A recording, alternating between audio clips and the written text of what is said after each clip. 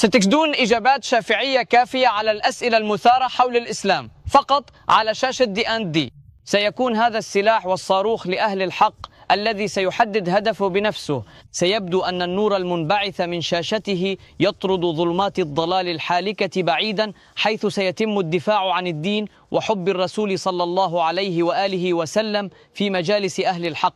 هذا ليس مجرد منصة مرتبطة بأعلام الإسلام، بل سيكون دليلا على محبة الله ورسوله صلى الله عليه وآله وسلم. على الرغم من أن هذا العصر الحديث يحمل في طياته اتساعا هائلا في العلم، إلا أنه في الوقت نفسه جعل أجواء المجتمع ملوثة وفاسدة للغاية بسبب انتشار الأفكار والمعتقدات الباطلة، حتى أصبح من الصعب على أهل الحق أن يتنفسوا فيها. وفي مكان آخر نرى دعاة الإلحاد والليبرالية يمطرون جسد الإسلام بطعناتهم وسهامهم. وفي موضع آخر نجد أفعى الرافضية والخارجية تبث سمومها وتلدغ أهل الحق.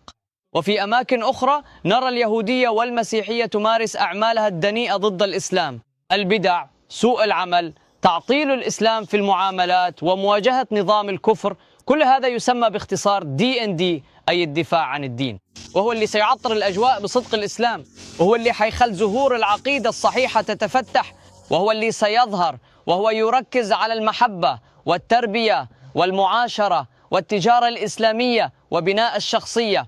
يا عباد الله، يا أتباع المصطفى، يا محبي الصحابة وأهل البيت، يا عشاق الأولياء، كونوا من سالكي هذا الطريق العظيم.